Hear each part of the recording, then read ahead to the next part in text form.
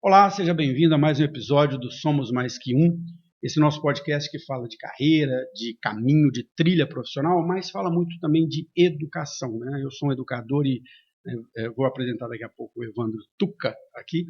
E como educador a gente entende o valor da educação, né? Como ela impacta vidas, ela impacta a sociedade. E eu tenho percebido que a educação tem sido muito atacada nos últimos anos, e é bom a gente falar de educação. Então, eu estou trazendo aqui o Evandro Tuca, que você é ator como professor também, né? Hoje não. Hoje não mais, até né? o ano passado, sim. Até... Esse ano teve algumas mudanças e aí eu optei por deixar a sala de aula. Então, que é do Claretiano, que é uma instituição, né, assim, muito tradicional, muitos anos, existência longa, muito séria, né, que está também no EAD, né, tem esse braço.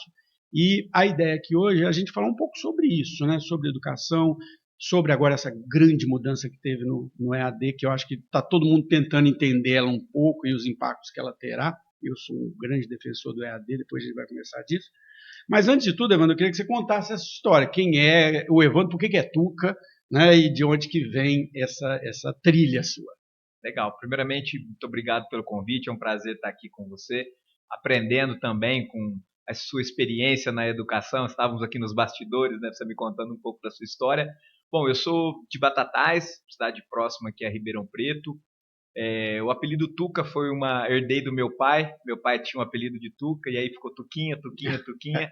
E aí acabei adotando isso como um elemento fundamental hoje que faz parte da minha vida, já me acompanha há boas décadas.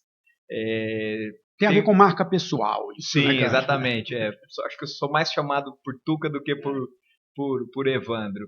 Eu construí toda a minha trajetória de educação dentro do Claretiano, desde o Colégio São José, que é a instituição de educação básica da mesma mantenedora, em Batatais.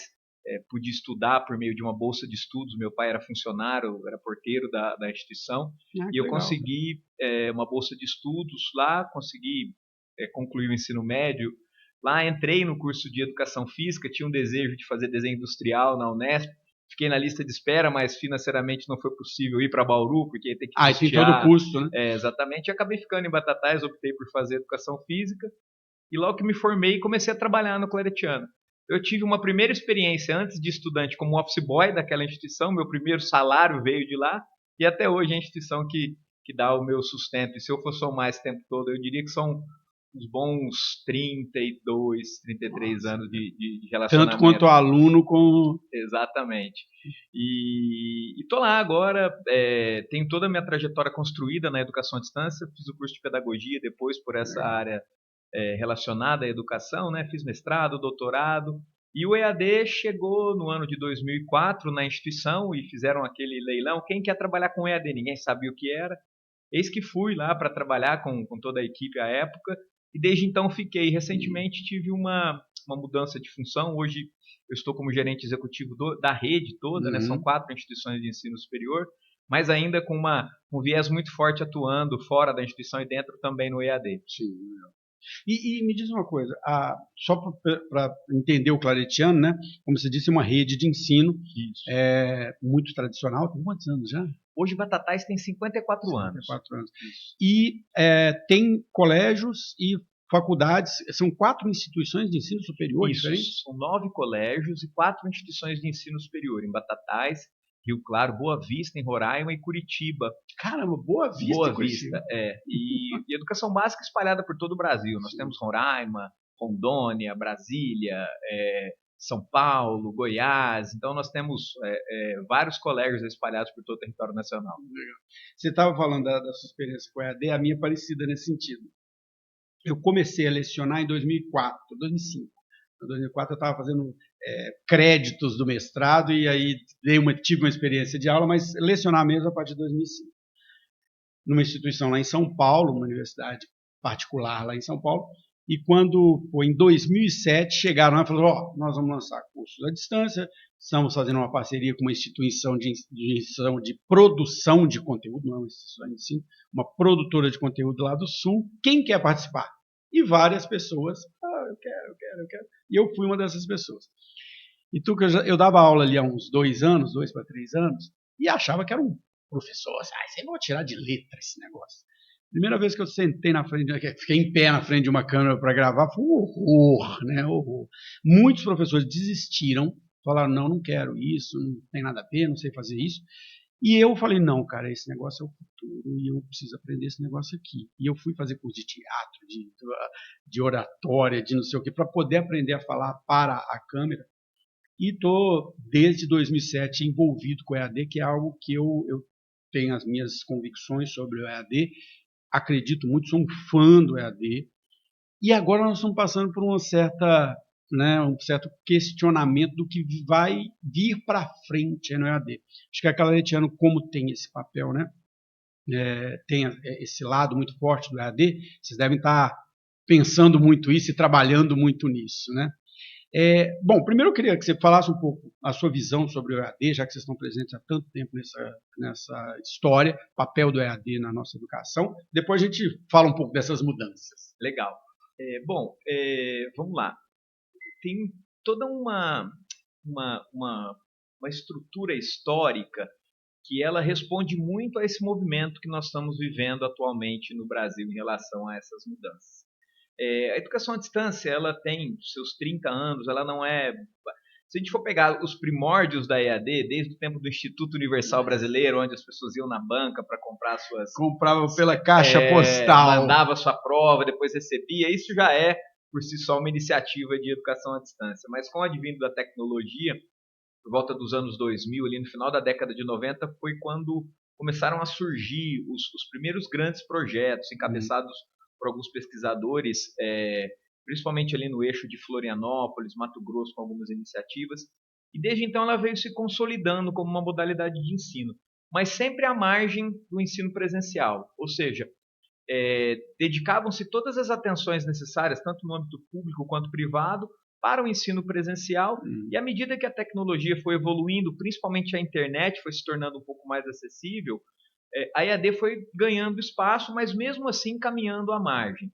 No ano de 2017, período em que a modalidade ela já estava consolidada, mas havia ainda uma restrição de oferta, uma restrição de mercado em virtude de uma forte regulação pelo Ministério da Educação, é publicado o primeiro marco regulatório da EAD, que permite a expansão dessa modalidade de ensino para todo o país numa condição muito diferente da anterior. A questão dos polos. Exatamente, infraestrutura, investimento, profissionais, enfim. Então o Ministério da Educação entendeu à época que, precisamos expandir a EAD porque é a forma que a gente vai atender a meta do PNE de elevar o número de profissionais com ensino superior no país. Foi feito então, as instituições se apropriaram, como fariam, independente de qualquer condição, se apropriaram, expandiram os seus cursos. Eis que veio a pandemia. Quando chega a pandemia, a educação passa por uma grande reviravolta com o isolamento social. E a educação à distância se tornou uma base forte de modelos, de tecnologias, de serviços, de práticas pedagógicas, metodologias, que o ensino remoto se apropriou.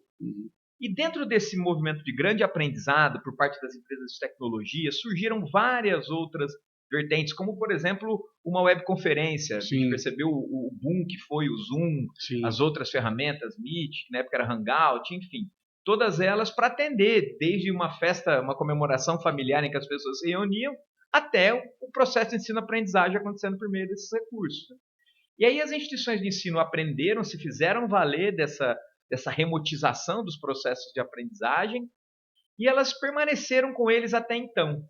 Quando o Ministério da Educação volta a exigir os aspectos de presencialidade, de relação estudante com polo, no campo de estágio, algumas instituições de ensino não voltaram atrás e mantiveram algumas práticas à margem do que está posto na legislação. Isso incomodou e tem incomodado muitas instituições, principalmente aquelas que são mais sérias. Fala, eu tenho que manter uma estrutura ao passo que o colega está agindo de forma diferente, pelo menos do que está posto na legislação.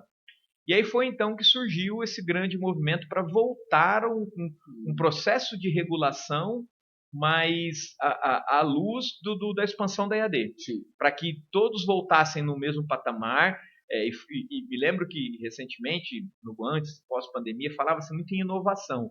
acho que inovaram tanto que perderam um pouco Sim. até o sentido do próprio ensino superior como tal, né? Misturado com outras questões de aprendizagem por vídeos, YouTube, enfim, os infoprodutos também, de profissionais que sequer têm um título. Então virou uma coisa meio... A educação virou... Ela mudou o paradigma, né? E aí o Ministério da Educação recentemente vem então com essa... Opa, vamos trazer a bola para o jogo de novo numa condição que nós determinamos enquanto política pública. Está aí, política pública se constrói ao longo do tempo, né? E nós estamos aí em meio a isso.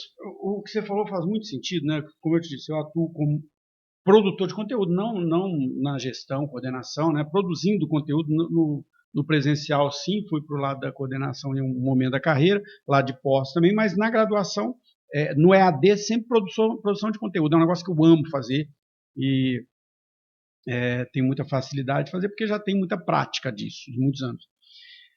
Mas, por outro lado, eu sou um eterno aluno do EAD.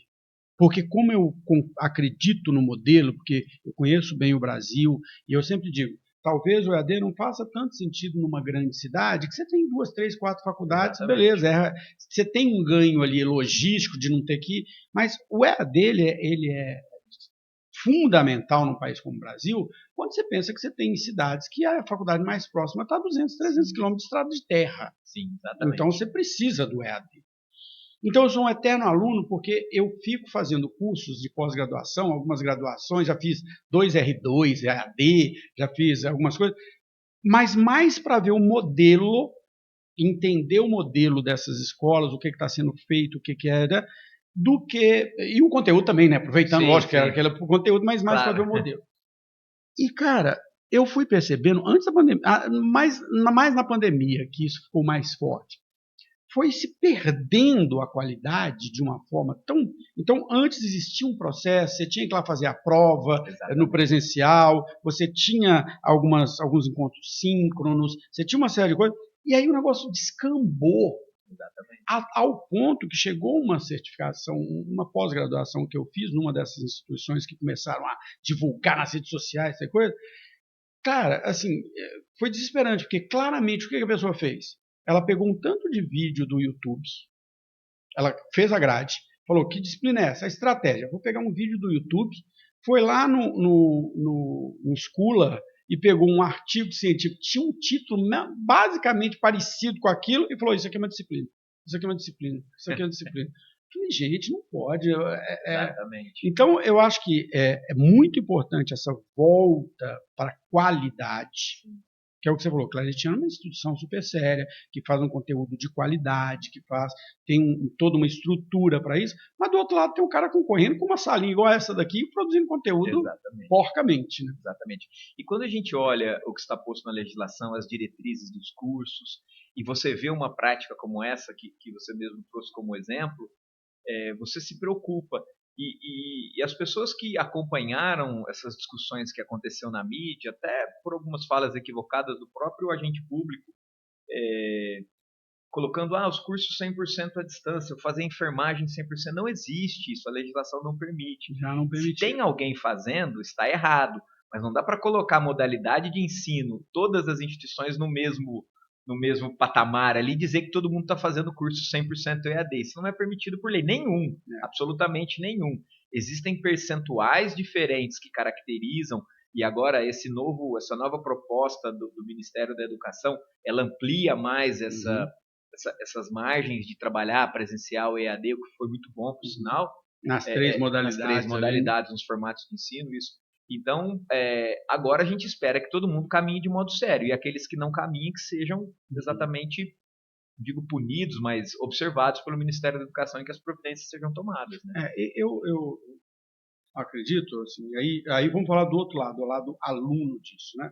E para mim tem eu vou até fazer uma comparação para você entender depois o que eu acredito. Do ponto de vista do aluno, o EAD para mim é mais desafiador do que o presencial. Né? Porque você tem que ter uma capacidade de autodirigir seu aprendizado, de organização, de planejamento, que é muito maior do que... Não estou criticando nenhum dos dois formatos, mas assim, o aluno presencial ele vai até a aula, vai até a sala de aula e ali ele vai receber um determinado conteúdo, o professor vai cobrar em cima daquele conteúdo que ele deu e assim sucessivamente. No EAD, o aluno tem um papel ativo Ele é completamente protagonista. diferente. Ele é protagonista. E isso é uma característica, é difícil ser protagonista, né, desse processo, nem todas as pessoas estão preparadas para isso. Exatamente. Quando você eleva a responsabilidade para o estudante dentro de um processo de autonomia, de um processo de uma certa liberdade de escolha no sentido de você programar as suas atividades, você não tem obrigatoriamente que estar das 8 às 10 horas da noite assistindo uma aula, não. O princípio básico da educação à distância é abertura e flexibilidade. Perfeito. Então você tem as formas de entrega, uma entrega síncrona, onde você tem alguns ganhos de interação com o professor, mas se você não tiver disponibilidade naquele horário, você vai ter acesso àquele conteúdo de modo assíncrono. Sim. Qual é a perda? Eu não converso na hora com o professor, Não mas fiz, eu posso não tiro a dúvida. posso mandar uma mensagem, ele vai me responder depois. Então, assim, são variáveis que estão à mão do estudante para ele decidir, dentro da sua condição. E essa condição, quando você coloca isso no cotidiano das pessoas, com compromissos profissionais, pessoais, familiares, vou deixar para amanhã eu estudo, porque não tem aquela obrigação, enquanto no presencial o cara vai lá na sala de aula, porque se ele tiver mais que 25% de falta ele é reprovado, mas ele pode ficar no celular dele sem saber que é o grande professor problema que vive hoje. No EAD não, você dá liberdade. Uhum. E aí a autonomia, a responsabilidade, ela é grande. Quando a gente observa os índices de evasão, um percentual importante dos alunos que evadem é por essa adaptação. Poxa, deixei acumular, não consigo acompanhar, principalmente quando entra conteúdos como estágio. Nós somos ruins de planejamento. O brasileiro é ruim de planejamento. Né? Deixa para a última hora, né? E aí, cara, tem uma coisa interessante, né? Que aí eu vou dar o outro lado que eu falei, vou fazer uma comparação, porque é uma visão que eu tenho, que eu acho que bate muito com o que você acabou de nos falar, né? Mais ou menos na mesma época que o EAD foi se estabelecendo, 2004, 2005, igual você falou, também tinha uma outra grande inovação no modelo educacional brasileiro, que eram os cursos tecnológicos, né, que foram criados lá na Lei de Diretrizes Básicas de 96, mas começaram a ser oferecidos mesmo em 2003, 2004, tinha aqueles sequenciais, sim. Né, mas que até teve uma confusão conceitual no início, do que era E eu sou um fã do tecnológico, eu já fui aluno, professor, coordenador. O primeiro livro que eu lancei se chama Guia dos Cursos Tecnológicos, explica o que é o tecnológico. Mas o que eu acho que aconteceu com o tecnológico, que depois de 20 anos você ainda tem um preconceito do mercado com o tecnólogo. Muitas escolas não levaram ele a sério. E se vendeu uma ideia no mercado, e até as próprias escolas, de que era um curso menor. No sentido de, não, você tem o bacharelado, a licenciatura, o tecnólogo é um nível... Criaram um nível hierárquico. Isso, né? Exatamente. E não é, né? Não o tecnólogo ele é um curso diferente, ele é um curso focado em uma determinada área do saber, e ali eu vou desenvolver o profissional, beleza. Até porque o curso superior é profissionalizante, ele te dá uma profissão, né? E esse preconceito que tem com o tecnólogo, também, de certa forma, a gente vê com a EAD. Ainda existe um preconceito no mercado de trabalho. Mas EAD, o cara que é formado em EAD não é bom. Meu amigo, o cara que conseguiu se formar no EAD, ele é bom pra caramba. Ele desenvolve competências que talvez o estudante do presencial não vá desenvolver. Por exemplo, o poder de leitura desse profissional, desse estudante, ele é, sem sombra de dúvidas, maior. A escrita, se a gente for quantificar, fazer uma comparação, a escrita também na EAD, o estudante é mais estimulado. Essa própria organização do tempo, são competências hoje que são de muito interesse pelo mercado de trabalho. Então, gestão do tempo, exatamente, relacionamento. Você trabalhar, condicionar a sua aprendizagem a uma série de ferramentas tecnológicas, que praticamente todos os empregos hoje dependem minimamente de uma pequena tecnologia que seja. Sim. Então, tudo isso são competências desenvolvidas na educação à distância que, quando comparadas ao presencial, elas são inferiores. É claro que não cabe a gente comparar uma com a outra. Tem pontos e pontos, né? Exatamente. E quando você a sua fala em relação aos superiores de tecnologia, os tecnólogos, ela é, de fato, assim, o que aconteceu mesmo. O ensino superior no Brasil, ele vem de uma trajetória histórica daquela academia, daquela universidade clássica, e que tem lá, historicamente, as cátedras, a própria composição do bacharel, da licenciatura ali, E aí, quando chega uma modalidade de ensino que é mais voltada para os interesses do mercado de trabalho, que tem uma concepção diferente, uma necessidade de uma aprendizagem baseada em práticas, Sim. em uma série de condições que foge até um pouco a essa universidade clássica, acadêmica. Sim, sim. Isso, não tem o TCC. Exatamente. O estágio é interpretado de outra forma, foi sugerido lá como atividade complementar, práticas profissionais, enfim. Então, houve uma certa rejeição, assim como houve uma rejeição com o EAD. Sim. Poxa, como é que um professor vai trabalhar com uma câmera? Não. No meu doutorado eu não aprendi a ligar um computador, então eu sou um pesquisador, o meu negócio é produzir, então é interessante essa comparação, mas vem dessa... Ele surge na própria instituição. Exatamente, vem das próprias instituições. E um dado interessante em relação aos cursos superiores de tecnologia, o que aconteceu que para mim foi algo que prejudicou muito o desenvolvimento desses cursos. Eles trouxeram para a perspectiva do ente regulador, do Ministério da Educação, enquanto legislação, agora já evoluiu um pouco, melhorou. Mas, assim, indicadores que são atribuídos a esses cursos mais clássicos. Por exemplo, um curso na área de tecnologia, um tecnólogo na área de tecnologia, não necessariamente você precisa ter um doutor, mas você precisa ter um profissional que domine, por exemplo, segurança de redes, inteligência artificial, blockchain. Da mesma forma que... O cara está falando a língua do mercado hoje. Área de RH. Poxa, legal, tem um doutor em RH, mas eu tenho o cara que é o diretor de RH de uma multinacional, que lida com 10 mil funcionários. Que tem a ver com a própria proposta do curso. Exatamente. Então, essa necessidade de aproximar os tecnólogos desse contexto acadêmico clássico atrapalhou muito e eu acho que ajudou nessa rejeição, preconceito, não aderência de muitas instituições. Eu vejo que muitas instituições, dentro da própria instituição, ele é visto como um curso menor. Menor, com certeza. Né? Até, poxa, nós já ouvimos muito isso. O tecnólogo é um curso superior? Sim, você pode fazer mestrado, doutorado, pós-graduação. Sim, eu tento explicar isso o tempo todo. E quando a gente olha para outras experiências fora do Brasil, Alemanha, por exemplo, e outros tantos países... Aliás, o modelo é muito baseado no alemão. Sim. Né? Aprendizagem dual, que isso vem de uma escola que se estabelece numa relação muito direta com as empresas. Poxa, isso é fantástico. E a gente vive uma carência de mão de obras hoje no Brasil, e de mão de obra qualificada, e a oportunidade está aí. Recentemente o Ministério da Educação soltou um novo catálogo mais atualizado, tem algumas evoluções quando comparado aos anteriores, mas é um caminho. Mas esse entendimento, e agora eu acho que as instituições de ensino estão mais interessadas nesse diálogo com o mundo empresarial, com o mundo corporativo, para trazer as boas práticas. Ou seja, se tem uma determinada empresa que precisa de um engenheiro, quais as competências, quais os conhecimentos que, para ser um engenheiro daquela empresa, o curso precisa ter. É claro que existem limitações de diretrizes curriculares, mas dá para você também se apropriar dessa parceria, dessa relação. Né? Que aí a gente vai para um outro tema relacionado a esse, que é o seguinte. Quando você vai para dentro das instituições, eu fui coordenador de curso há muito tempo e depois, agora, como professor aqui na Barão, existe uma preocupação enorme com a evasão, e um dos grandes motivos da evasão é o distanciamento dos cursos da realidade. A pessoa, vou falar da área que eu conheço, que é a administração, publicidade e propaganda, onde eu atuo ali, e dos tecnólogos de gestão.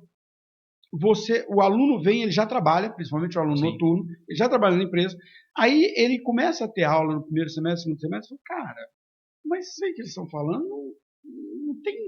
não é o que eu estou vendo aqui. E esse distanciamento, esse gap conceitual entre a academia e o mercado, faz com que as pessoas desistam do curso. Por isso a evasão não é só o único motivo de evasão, lógico, né, mas é um motivo importante. E é interessante, né, quando você pega um curso na área pegar a área de tecnologia, né, um curso de 4 anos.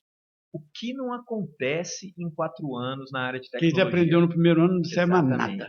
Então, é uma necessidade. Eu acho que quando abre-se a possibilidade, por exemplo, para se trabalhar um percentual de carga horária com extensão universitária, abre-se outras possibilidades de você implementar algumas iniciativas que fogem àquela estrutura curricular, porque as instituições de ensino, se o estudante se matricula num curso que tem uma matriz curricular que lhe é apresentada no início do curso, ele precisa seguir. Quando você faz uma mudança, ela pode sim acontecer, mas ela é burocrática, envolve uma série de questões.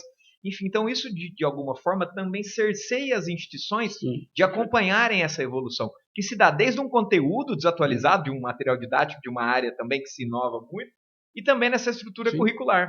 E aí o MEC é muito burocrático nesse sentido. Exatamente. Se mudar os PPC de um curso, tem todo um processo. Exatamente. E aí, fora isso, essa não relação com o segmento empresarial. Sim. Esse distanciamento. Isso é uma coisa interessante na educação brasileira, porque isso vem muito das públicas, né? As públicas têm até algumas restrições legais para fazer isso, mas também existe na privada, né? Um distanciamento muito grande do mercado. Às vezes, quando você traz um profissional do mercado para fazer uma palestra ou fazer uma coisa, que não é nada, né? Só uma pílulazinha ali, já é tido como uma coisa fantástica. Não, cara, eu devia estar dentro da empresa, eu devia estar lá trazendo os problemas da empresa para dentro da coisa para a gente resolver eles aqui, né? Eu deveria, e há um distanciamento gigante nesse sentido. Fala-se muito na tríplice hélice, né? Governo, mercado, empresas e educação, instituições de ensino. E é isso, a gente tem que ter o subsídio do poder público para poder viabilizar essas iniciativas, o conhecimento inerente à instituição de ensino e a empresa, que é quem vai se apropriar disso, ou seja, tanto do bem público quanto do conhecimento que a instituição de ensino, que a universidade oferece, para ela poder evoluir, desenvolver, inovar, se tornar uma empresa de ponta, com tecnologia competitiva, internacional. E se não houver esse... É uma carência de inovação no Brasil, né, cara? Exatamente. A gente sofre muito com a escassez de mão de obra qualificada, como eu mencionei. E é interessante também, a gente falava no início sobre até essa própria confusão na cabeça dos jovens em relação hoje à relevância de um diploma, de um curso superior. E existem muitas oportunidades. O poder público tem incentivado a oferta de bolsas de estudos, financiamentos. E é interessante que a gente não consegue atingir os índices, por exemplo, de bolsas de ProUni no EAD. Por quê? Porque existem algumas regras, mas você tem lá todo ano que dá um jeito de dizer para o Ministério da Educação e para os demais órgãos ali que acompanham a parte que se refere ao ProUni, que você não conseguiu contemplar as suas 100 bolsas do curso de pedagogia porque não houve pessoas interessadas, ou pessoas que seguem aqueles critérios que lhe dão direito à bolsa. E você fala, poxa, a gente tem oferta, tem pessoas que precisam fazer... Tem a verba paga. E é um pouco complicado. E isso se tem a pedagogia, mas isso vai para a engenharia, vai para a administração, vai para a publicidade, para os tecnólogos. Deixa eu pegar uma coisa, voltando um pouco no EAD e nessa mudança que está tendo agora com o novo marco regulatório, que é bem recente, né, tem poucas semanas, e que as escolas estão olhando. Eu, assim, confesso a você, já li ele inteiro, já questionei, já participei de algumas reuniões e de palestras sobre isso, mas não sou um profundo conhecedor, porque, né, tem todo um contexto. Mas tem duas coisas que me chamam a atenção nele. Eu acho que ele tem muitos pontos positivos, porque, de certa forma, o objetivo dele é garantir a qualidade, e isso para quem é sério, isso não é um problema. Sim. Né? Isso é um problema que eu acho que quem está reclamando muito é porque não quer ser sério na história. Mas tem dois pontos que me geram um questionamento e eu queria a sua opinião, se puder, sobre isso. Primeiro, a questão das licenciaturas e, mais especificamente, já que você falou da pedagogia. Porque, rodando pelo Brasil e conhecendo o Brasil, como eu já tive a oportunidade de conhecer, nós temos uma demanda gigantesca por professores no interior, naquela cidadezinha de 5 mil habitantes, 10 mil habitantes, e essa pessoa nunca vai conseguir fazer pedagogia, porque a faculdade mais próxima está a 200 quilômetros. Então, eu acho que a pedagogia, a licenciatura de pedagogia, e aí vou até abrir um pouco mais, de pedagogia, mas as licenciaturas em geral, né? Porque a licenciatura tem esse papel de formar o professor do ensino médio também, ali, letras, matemática, história, geografia, né? Tem esse papel. Então, a obrigatoriedade de uma carga presencial muito alta, no meu ver, tá? Nas licenciaturas, para mim é um ponto crítico, que eu critico da nova legislação. Eu falo, cara, tá bom, mas e aí, eu não vou formar o professor? Isso vai ter um impacto sobre a educação básica lá na frente. Sim. Concordo que estava muita bagunça, principalmente no curso de pedagogia, que é um curso que a gente sabe que tem muito aluno, sim, e estava uma zona, beleza, concordo com tudo isso. Esse é o primeiro ponto. O segundo ponto volta um pouco nessa realidade econômica brasileira. Eu entendo, primeiro, se vai ter o presencial em algum momento, eu tenho que ter um polo próximo da pessoa. Inegavelmente eu preciso ter. Eu não posso fazer a pessoa se deslocar 200 quilômetros. Então eu tenho que ter um polo. E aí tem essa realidade do Brasil muito pobre, muito grande, muito extenso, e a não possibilidade de instituições dividirem o polo, que eu também entendo o porquê disso, mas eu só estou colocando o outro lado, também me gera um questionamento, porque assim, como é que eu vou viabilizar um polo, você, né? Que deve ter polos espalhados, como é que eu vou viabilizar um polo num lugar de 5 mil habitantes, 10 mil habitantes, 20 mil habitantes, né? Eu acabava, tinha lá um empreendedor que pegava aquela luz e dividia ali os custos, né? Então, esses são os dois únicos pontos que eu questiono, mas eu queria a sua opinião também sobre. Vamos lá. Em relação às licenciaturas, a evolução da regulamentação das licenciaturas, ela acontece periodicamente, com muitas idas e vindas. Ora publica uma resolução, ora revoga ou prorroga. Então, tem toda uma discussão muito intensa em torno da área de formação de professores. Quando a gente olha para esse boom da EAD, que nós citamos lá desde 2017, depois na pandemia, a pedagogia é o curso de maior número Sim. de matrículas. Então, necessariamente, as instituições de ensino que praticaram essa EAD não condizente com a legislação Sim. se concentravam na área de licenciaturas. E antes mesmo do marco regulatório, foi publicada uma resolução que determina essa carga horária presencial de 880 horas, lá uma parte dela, né, que é uma carga pesada, que nós estamos interpretando aí também com uma visão muito semelhante à sua. Então, isso é fruto de uma preocupação de fato que faz sentido, e você trouxe isso na sua fala. Mas colocar todo mundo numa mesma condição, eu vou usar o termo penalizar aqui, que talvez não seja adequado, mas penalizando o estudante que vai precisar se deslocar mais ao polo para ter uma atividade que ele poderia ter na sua residência. Quando a gente compara o que está posto no marco regulatório com as tendências de AD mundo afora, você fala, poxa, nós retrocedemos.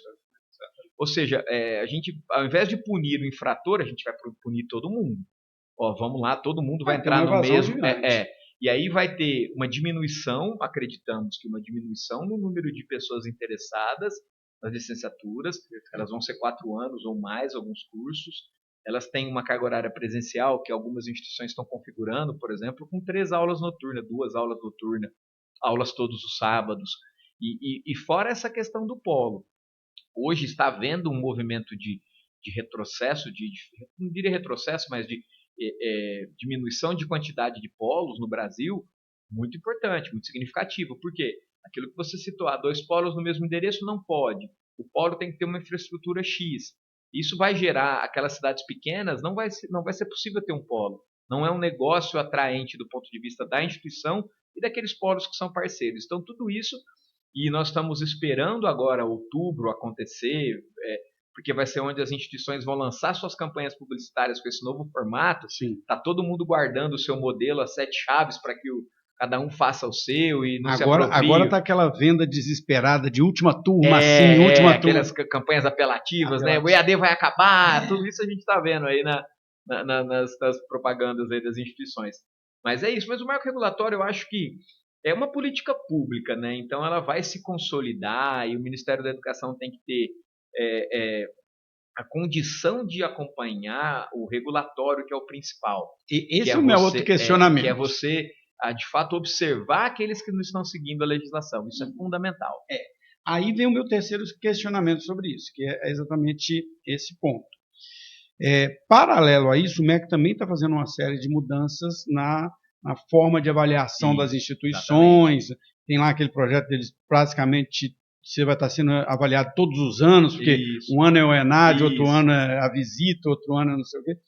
E a minha pergunta é, mas quem vai ter braço para fazer tudo isso? Exatamente. Eu acho que eu vou começar a fazer pergunta, porque eu acho que você entende mais que eu desses assuntos, viu? O papo tá bom, que legal. De fato, você trouxe aí essa ampliação do ENAD, né, para a prova anual das licenciaturas na medicina, e vai chegar para todo mundo. Vai chegar para todo mundo, também acredito. Exatamente. E hoje o banco de avaliadores, as avaliações hoje elas podem acontecer online, né? Então isso facilitou bastante. Porque até então, antes da pandemia, eu sou avaliador também, eu me deslocava para o Brasil inteiro. Então, aliás, desculpa, só cortando. Eu acho que eu cheguei no seu nome exatamente porque você é avaliador e eu queria conversar com um avaliador. Ah, que legal, que bom. Então, aí a gente pediu assim, a gente tinha que se dedicar uma semana, um dia para ir, 3 dias de avaliação, um dia para voltar.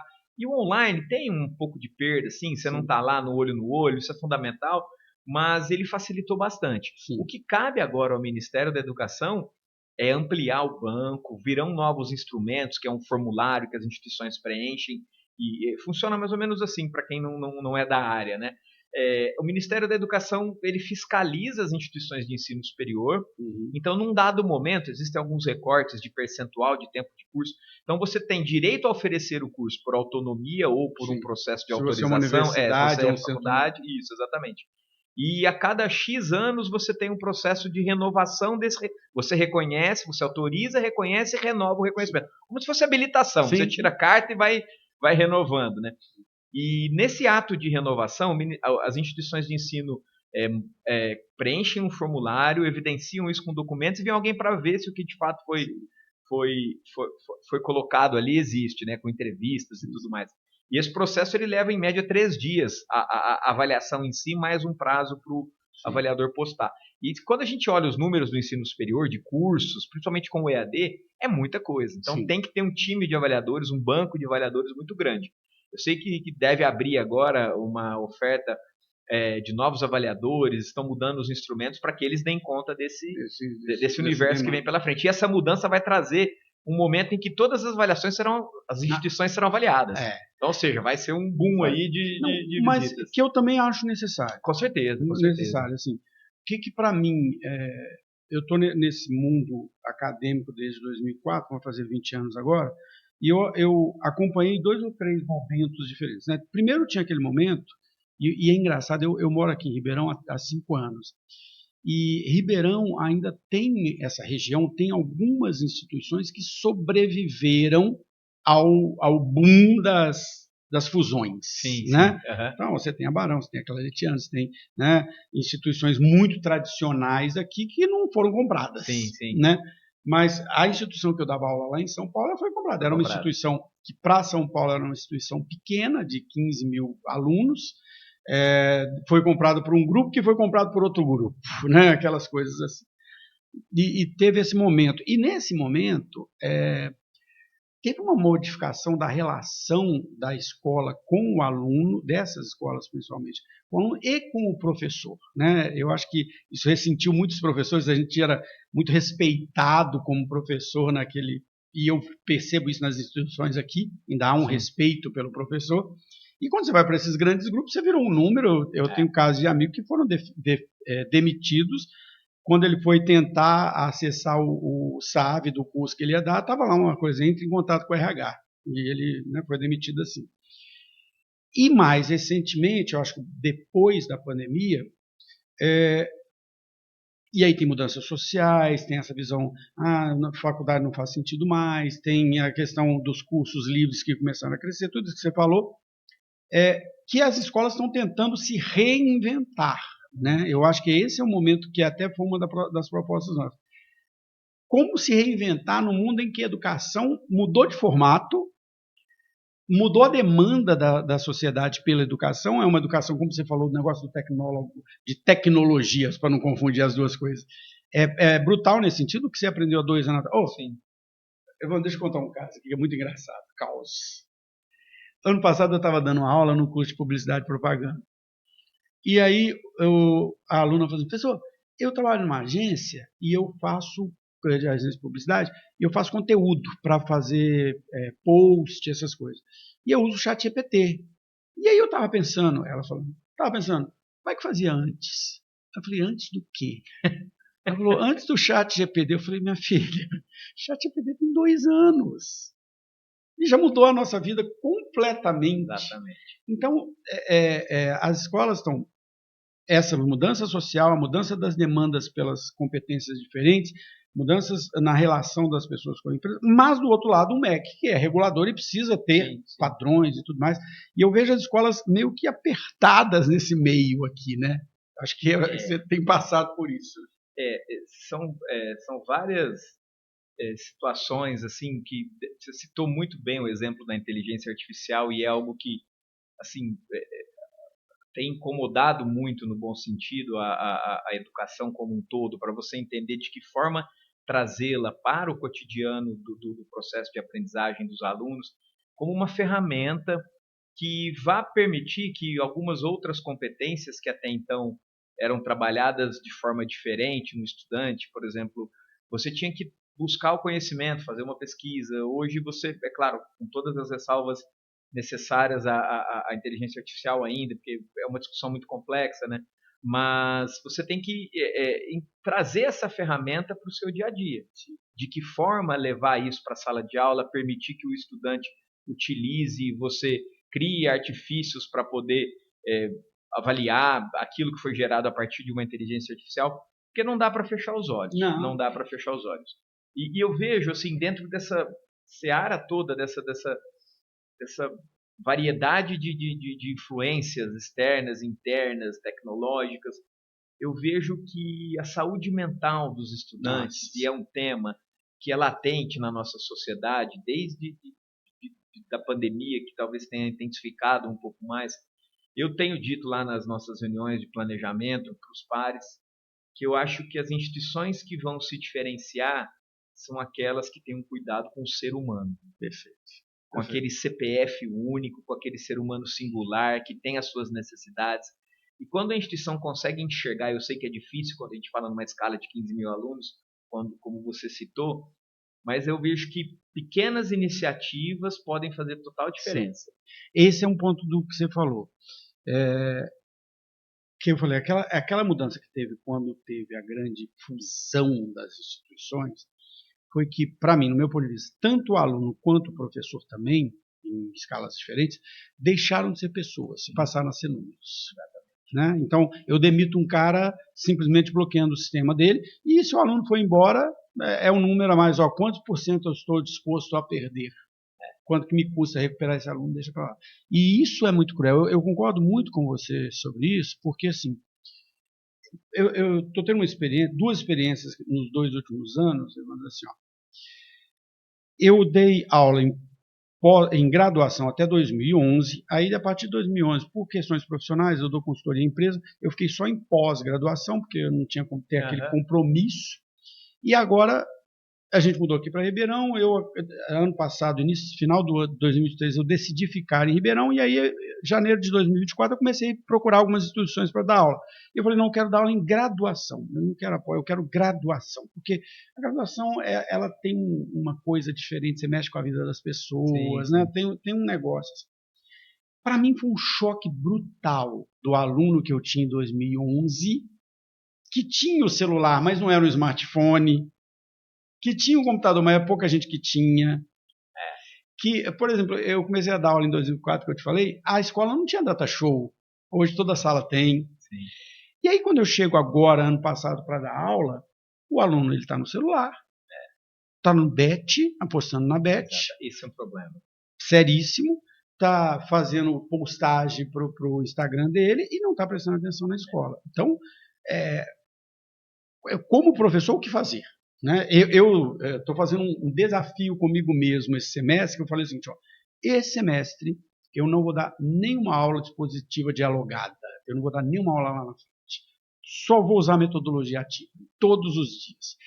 Quero testar, vou testar um tanto diferente, estou testando, para ver o que funciona e o que não funciona. Mas assim, e eu tenho percebido, tudo bem, tem 2, 3 semanas de aula, mas assim, é diferente o envolvimento do aluno quando você põe ele para... E nós vamos ter que pensar isso, não vai ter. Isso é fundamental, talvez a principal corrente teórica hoje é a prática, você associar teoria prática, problematizar, PBL, você citou avaliação por várias metodologias ativas, para você tentar de alguma forma lidar com... Nós estamos falando de acesso ao conhecimento. Sim. Por mais que ele use o celular para uma rede social, ele poderia estar usando para outra coisa.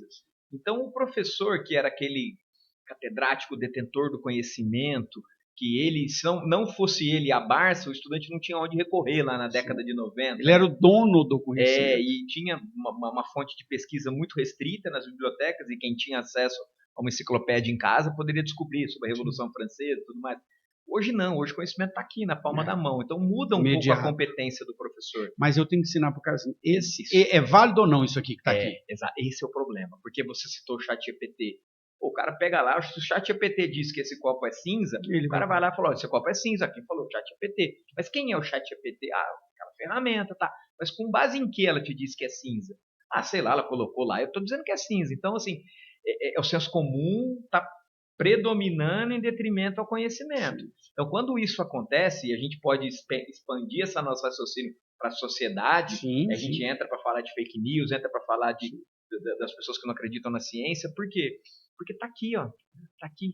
E eu não tenho capacidade de filtrar o que é real e o que não é real. Exatamente. Eu não tenho essa bagagem, né, essa cultura para isso. E quando a gente vai para a neurociência, a gente vê nas discussões, eu não sou um especialista nisso, mas são temas que são interessantes para nós que somos professores, né? O déficit de atenção dos estudantes, aquela coisa de eles não conseguem 5 minutos sem vir passar.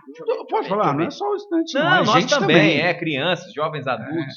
Então essa discussão, e é interessante, né, quando você olha mundo afora, as indas e vindas das discussões das tecnologias, né?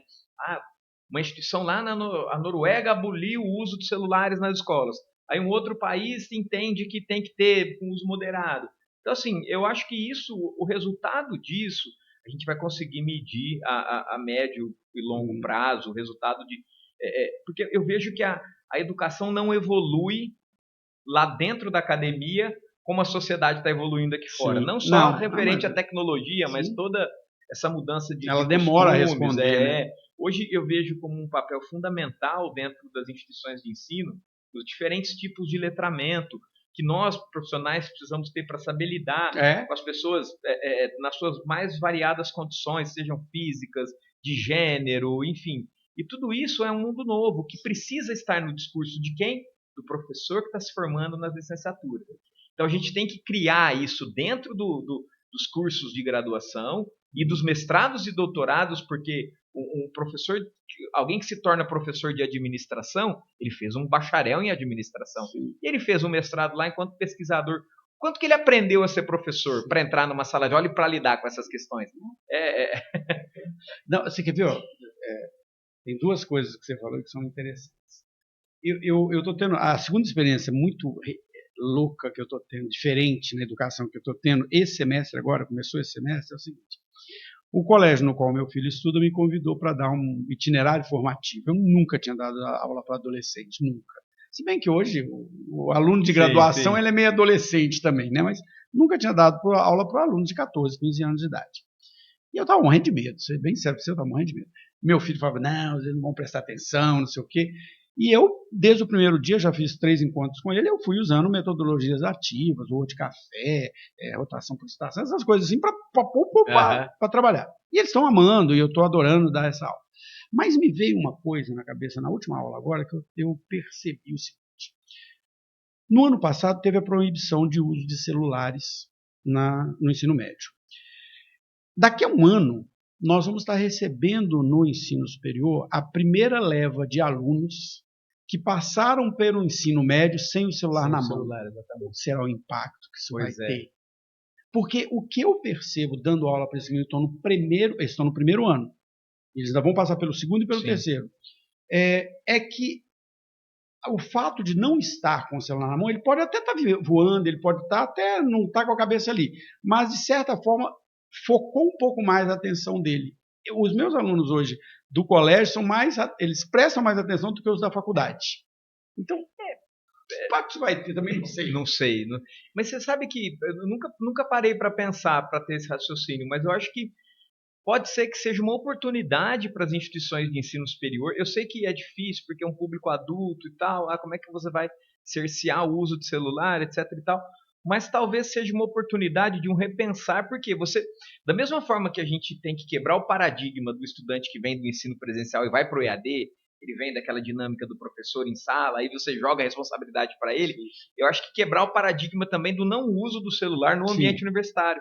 Ou seja, poxa, vamos tentar, é claro, a gente não pode recolher celular, não pode tolher ele de usar, mas criar algumas estratégias ali para aproveitar o ensejo de que na escola não pode. Então aqui na universidade também não vai poder. A forma de uso, eu acho que ela é fundamental, né? Porque assim, não dá para você negar a realidade. Sim. Né? O mundo está aí e assim, acho que esse para mim é um dos grandes gaps da instituição de ensino superior para o mercado. Estou falando de administração, sempre que eu falar vai ser no contexto da administração, que é o que eu conheço. Na empresa a gente resolve problema, e o problema que eu resolvo, ele é multifacetado. Sim. Tem gente ali no meio, tem investimento ali no meio, tem tanto de coisa, tem relacionamento, tem processo, tem tudo ali. E aí eu chego na faculdade, primeiro, eu divido em um tanto de pedacinho, disciplinas, que às vezes não se conversam entre si. A coisa mais rara que tem é você ter um trabalho multidisciplinar. Né? Exatamente. É difícil. Difícil. E aí eu quero que ele pegue esses conhecimentos todos separadinhos e aplique. E eu falo, mas eu não aprendi a fazer isso assim. A gente deveria estar ensinando para ele dessa forma. Aqui. Sabe que o que eu estou fazendo, porque também não dá para a gente não usar.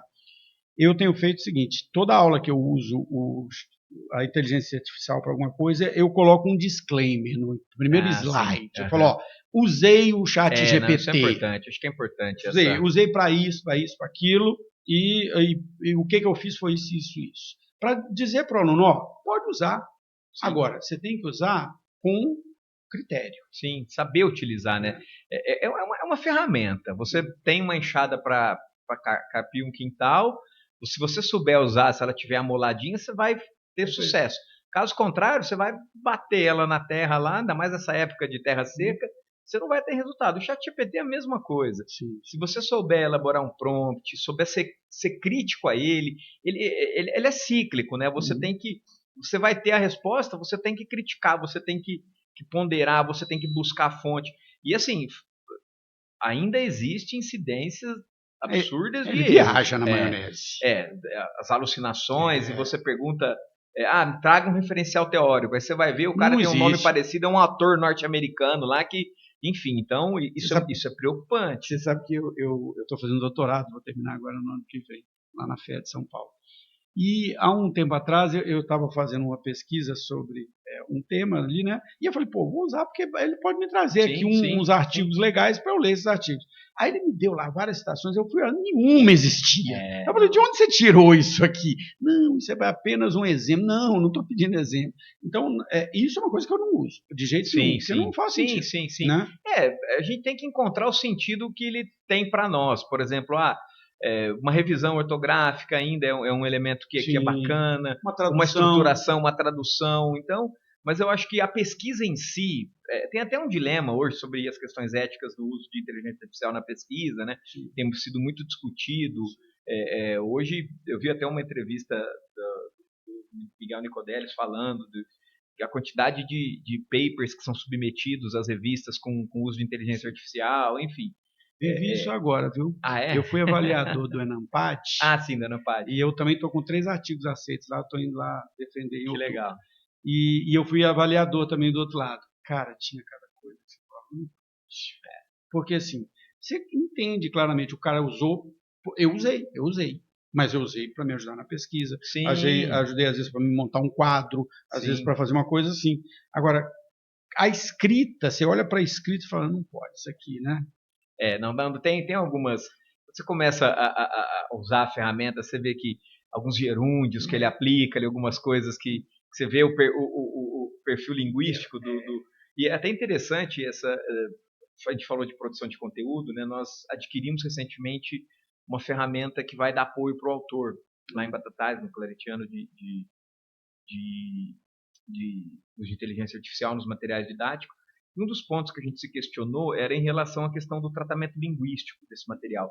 Ah, beleza, será que vem o material já com toda a leitura correta, pontuação, dialogicidade, enfim, todos aqueles requisitos de produção de autoria de material didático? E conversando com a pessoa, ela, estou preocupada que eu vou perder meu emprego. Eu falei, não, Vanessa, o nome dela é Vanessa. Eu falei, olha, vamos pensar diferente. Pensa que é um prompt que precisa ser alimentado. A identidade linguística do nosso material, quem vai dar o tom somos nós.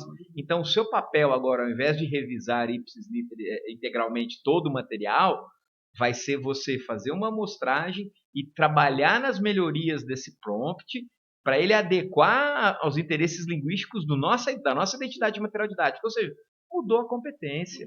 Mas no frigir dos ovos, o trabalho dela continua preservado ali e tudo mais. Essa é uma discussão, né, que vai para o mercado de trabalho hoje, está se discutindo isso muito, o que vai acontecer com os empregos. Lógico, vão ter empregos vão ser muito atingidos, mas eu vejo como uma ferramenta, assim como o celular. Calculadora, celular. Calculador.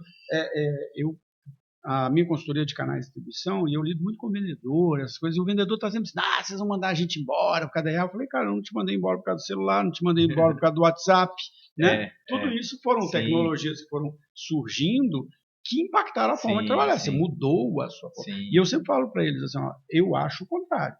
Eu acho que no mundo em que tudo vai ser padronizado, o seu trabalho de relacionamento com o cliente vai se tornar ainda mais importante. Com certeza. Né? Vai ser ainda mais. Eu vejo assim, eu falo muito dessa questão das relações sociais, né?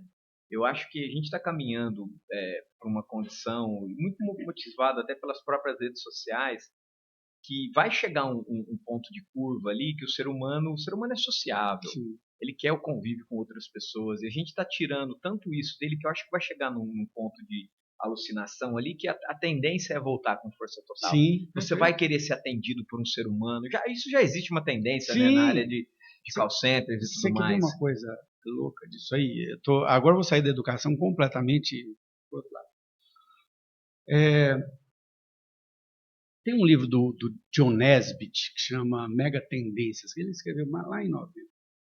E que ele falava que, assim, que o mundo, a sociedade estava tão individualizada, as pessoas estavam, né, tão ego, eu, e as relações sociais estavam ficando cada vez mais esgarçadas, e as pessoas estavam se afastando, coisa. Isso ele falava lá em 90.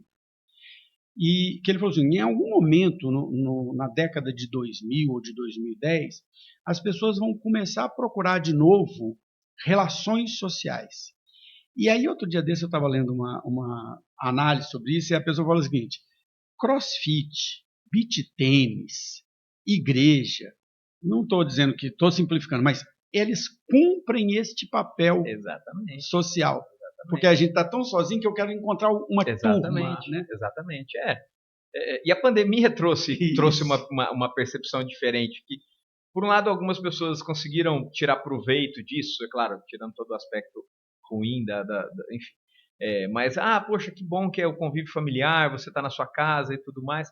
Mas muita gente sentiu também. Fala, poxa, aquela pessoa extremamente social e eu acho que, assim, é um traço do nosso DNA nesse convívio social. E a gente tem procurado artifícios aí, artificiais, né? Não só no âmbito da inteligência, mas das próprias redes sociais, que dão enfim, são discussões assim muito que a gente entra numa seara que você fala... Não, a gente vai para filosofia, né? Aí... a gente tem quase uma hora que nós estamos falando.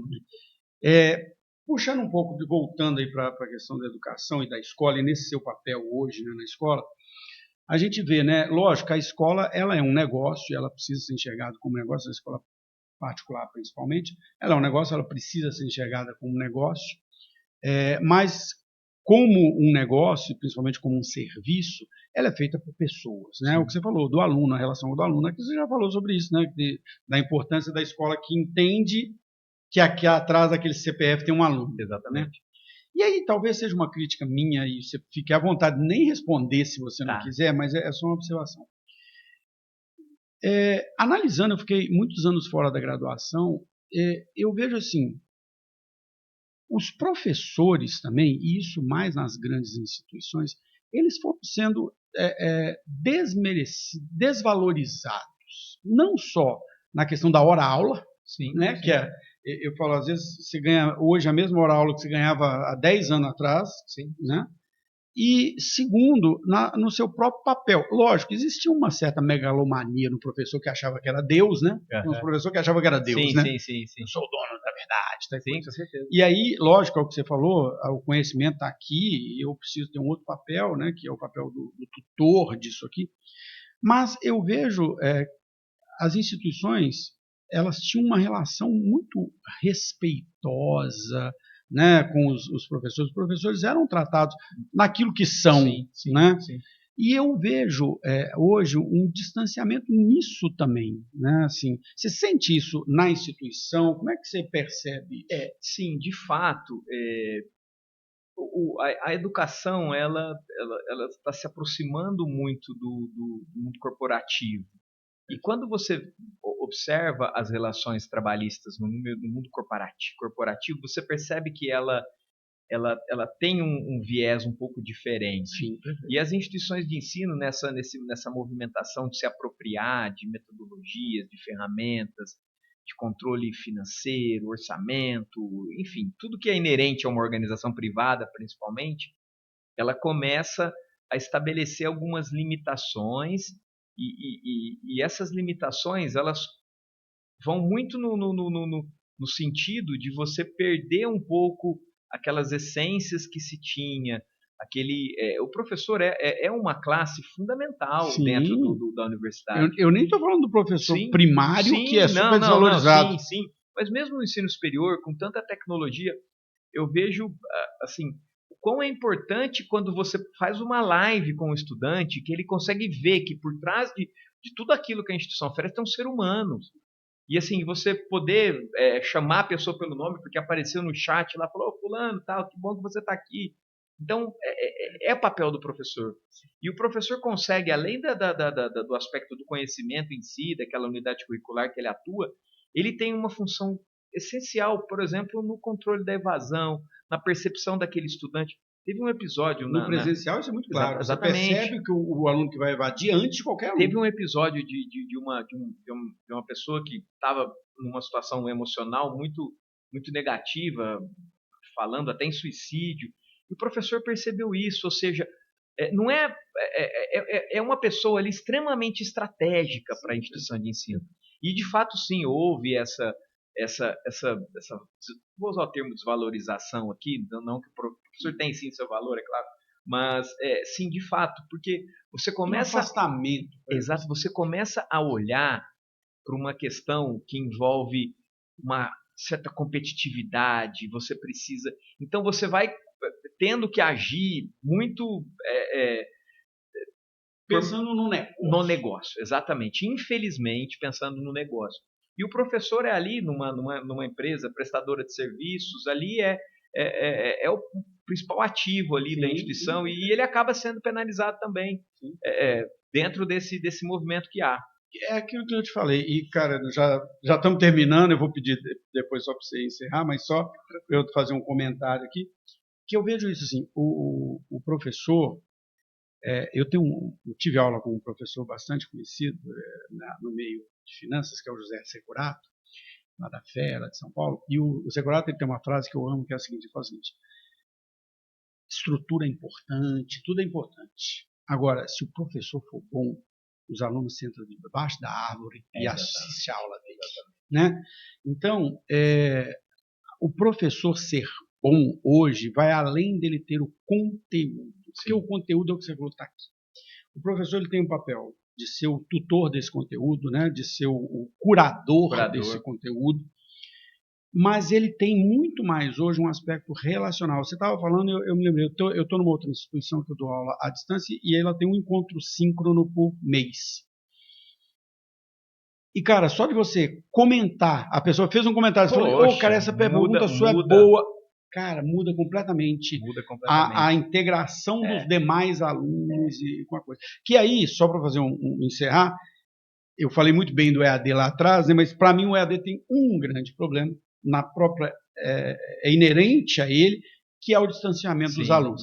Né? Porque um dos grandes ganhos que a gente tem na educação presencial é que os alunos se relacionam. Né? Exatamente. E é inerente ao processo do EAD você afastar os alunos, que para mim é a única grande crítica que eu tenho ao modelo. Mas, Tuca, eu vou pedir para você encerrar, falar o que você quiser falar da instituição, pode ficar à vontade, depois eu fecho ali, porque já é sábado à tarde, sua esposa e seu filho são doidos para ir pro shopping. Fico aqui até 5 horas da tarde, que a prosa tá boa. Aliás, parabéns, viu? Não lhe conheci assim enquanto profissional. Tive uma aula aqui, que eu isso, confesso. Eu que aprendi pra caramba. Eu acho que na próxima nós vamos inverter, você é o entrevistador, tá bom? Vamos bater mais papo. Com certeza, que bom. Não, eu fico muito feliz e um dos pontos que você trouxe essa crítica ao EAD, acho que um dos pontos interessantes do marco regulatório é o Ministério da Educação, ele quer que essas relações se fortaleçam. Eles usaram o termo lá, engajamento pedagógico, ou seja, o estudante mais próximo, seja no presencial, seja nessa nova atividade síncrona mediada. Então, eu acho que faz todo sentido. E eu concordo em gênero, número e grau com a sua fala. Eu me lembro no pós-pandemia, quando a gente... Aliás, no pós não, quando a gente entrou na pandemia, nós fizemos algumas lives lá. Numa delas eu coloquei meu celular lá na tela e falei, galera, me liga que nós vamos ajudar. O outro colega colocou também.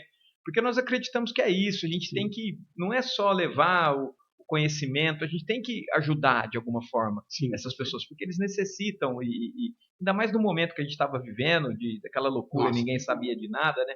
Mas enfim, bom, eu acho que, poxa, eu fiquei muito feliz de estar aqui, tive uma aula, confesso, eu saio muito feliz aqui. Aprendi muito. E parabéns pela iniciativa, fiquei muito bacana, comecei a seguir vocês na rede social, vi a entrevista de um colega do Roger, que esteve aqui lá de Batatais também, e acompanhei os outros episódios também, e sempre que precisar, me coloco à disposição. Não, quero que você me indique pessoas a instituição lá, também, com assim, certeza. temos profissionais lá que podem vir, e que seja aí um podcast duradouro, que possa trazer conhecimento para nós, e quem está à frente, o maestro desse podcast, tem uma grande bagagem aí de vida, uma experiência muito rica. O nome do Mais Que Um exatamente vem dele. Ele era um projeto antigo que eu tinha de uma outra coisa, de palestra, essa coisa, mas sempre foi a ideia de o Mais Que Um toda vez que você conhece alguém, você se torna mais do que um, né? Você fica maior, porque você aprende um pouco mais de coisa.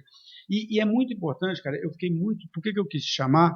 E assim como já convidei alguns outros professores de outras instituições, porque eu fiquei muito tempo fora da academia no cotidiano. Porque quando você dá aula de pós, você vai lá dar sua aula, vira as costas e vai embora. Não está no dia a dia. Tá no dia a dia. Você produz conteúdo, você vai lá, o cara te pede o conteúdo, você produz e você conversa com os editores, com os revisores, né? E não conversa.